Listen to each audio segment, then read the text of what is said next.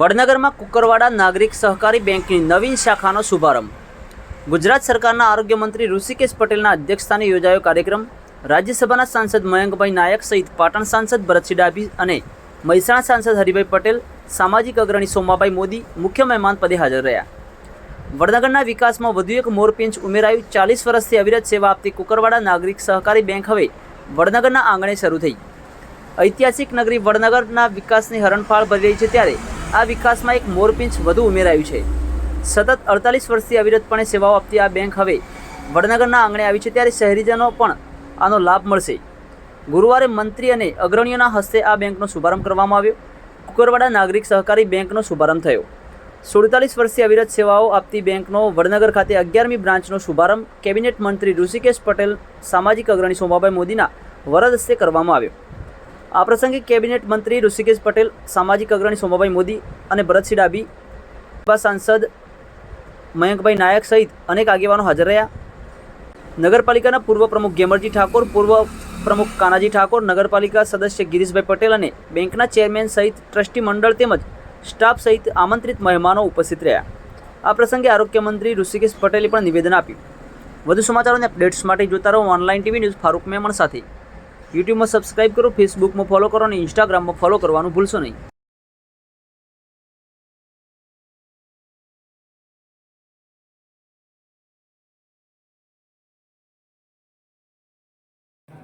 કુકરવાડા નાગરિક સહકારી બેંક 47 વર્ષથી સહકારી ક્ષેત્રમાં, જેમ કહ્યું છે કે ગામના પાણી ગામમાં અને સીમના પાણી સીમમાં, એમ ગામનો પૈસો પણ ગામના લોકોના ઉપયોગમાં આવે એવી આ સહકારી પ્રવૃત્તિ ને ખૂબ વિસ્તારીને આજે આ 11મી બ્રાન્ચ વડનગર મુકામે અને ખૂબ બધી વ્યવસ્થાઓ સાથે થઈ રહી છે. ત્યારે આ બેંક આ ગુરુ પૂર્ણિમા દિવસે ખૂબ જ પ્રગતિ કરે અને સાથે સાથે સતત લોકોનો વિશ્વાસ જળવાઈ રહે.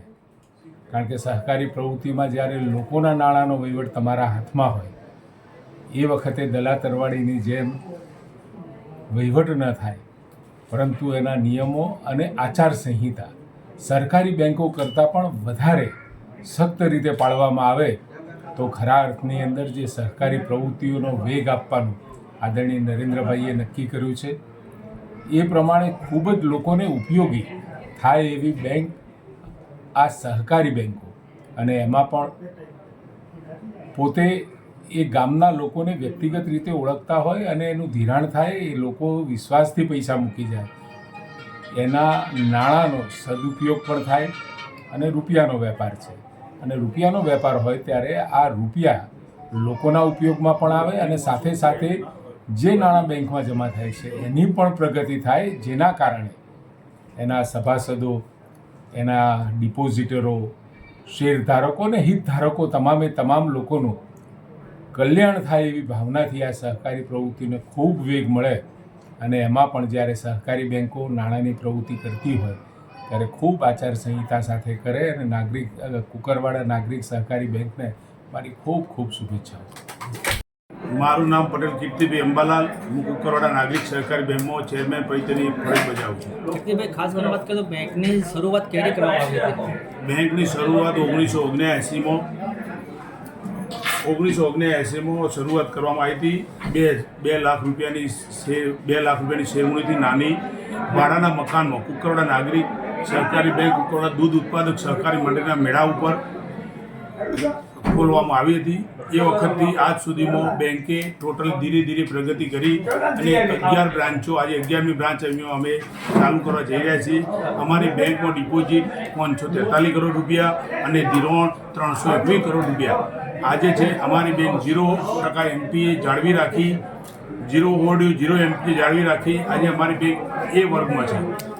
કુલ કુકરવાડા નાગરિક સહકારી બેંકની શાખાઓ કેટલી છે? અમારી ટોટલી 10 શાખાઓને આજે 11મી શાખા અહીંયા ખોલી રહ્યા છીએ. આજની શાખા જે ખોલવામાં આવી, જે ઓપનિંગ કરવામાં આવ્યું, એમાં ખાસ મહેમાન તરીકે કોણ ઉપસ્થિત રહ્યા હતા? મહેમાન તરીકે ઋષિકેશભાઈ, આરોગ્ય મંત્રી, પછી સોમભાઈ દામોદરદાસ મોદી એ ઉદ્ઘાટક તરીકે આવ્યા હતા. પછી મુખ્ય મહેમાન તરીકે હરિભાઈ પટેલ, મયંકભાઈ નાયક, પછી ભરતસિંહ ડાભી, ધારાસભ્ય શ્રી CJ ચાવડા સાહેબ, સરદારભાઈ, પછી અશોકભાઈ ચૌધરી, સહકાર ભારતીના ઉપાધ્યક્ષ તરીકે ફરજ બજાવતા કાંતિભાઈ ખોડિયાર લોકો. કીર્તિભાઈ, ખાસ કરીને વાત કરીએ બેંકમાં આજે ડિજિટલ સમયની અંદર કેવી કેવી સુવિધાઓ અને સગવડો આપવામાં આવી રહી છે? અમારી બેંકમાં ટોટલ IMPSથી મોડી ટોટલ રાષ્ટ્રીયકૃત બેંકમાં જે સેવાઓ મળે એ ટોટલી સેવાઓ અમારી બેંકમાં મળે. FD અને RDની વાત કરીએ તો એમાં કેટલા દરે કેટલું વ્યાજ અને કેવી રીતે આપવામાં આવતું હોય છે? FDમાં અમારે અહીંયા એવું છે કે 3 વર્ષ માટે તમે FD મૂકો તો 8.5%, સિનિયર સિટીઝન હોય તો 0.5% પ્લસ 8.25% વ્યાજે અમે એમને FD આપીએ છીએ. અને ધિરાણ, હોમ લોન કે કાર લોન હોય તો 9% વ્યાજે, બિઝનેસ લોન હોય તો 10%, 10.5%, 11%, જે રીતે એનો રેટ બનતો હોય, એનો રેટિંગ આવતો હોય એ મુજબ અમે ધિરાણ કરીએ છીએ. વડનગરમાં જે શાખાનું ઓપનિંગ કરવામાં આવ્યું છે, વડનગરની જનતા માટે કેવા પ્રકારે સંદેશો અને શું કહેશો? અમે તો સંદેશો એવો આપીએ છીએ કે આપની વડનગરમાં અમે આ એક અમારા કુકરાળા નાગરિકનું બ્રાન્ચ અહીંયા ખોલી છે તો અમને સહકાર આપો. સહકાર આપીને એમની જરૂરિયાતો અમે પૂરી પાડીએ. કોઈને મકાન લેવું હોય, કોઈને કાર લેવી હોય, કોઈને કોઈ બિઝનેસ શરૂ કરવો હોય, કોઈને પેટ્રોલ પંપ છે, કરિયાણાની દુકાન છે, કોઈ નાનો ધંધો કરવો હોય, તેના માટે અમે 1 લાખ રૂપિયાથી મોડી 5-5.5 કરોડ રૂપિયા સુધીનું અમે ધિરાણ કરી શકીએ છીએ. શેષ જીવનમાં પણ સેવાના મંત્ર સાથે વડનગરને જેમને પોતાનું કાર્યક્ષેત્ર બનાવ્યું છે,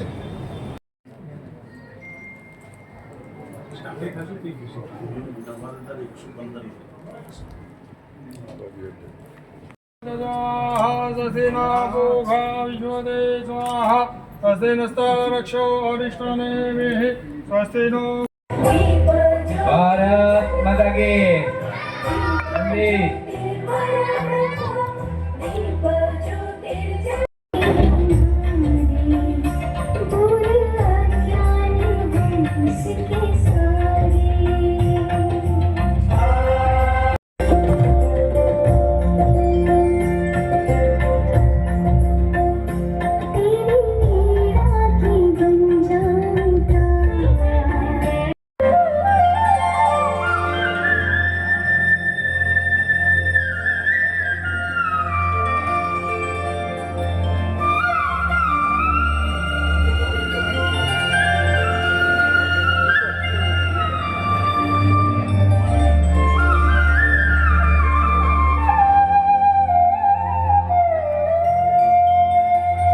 જય.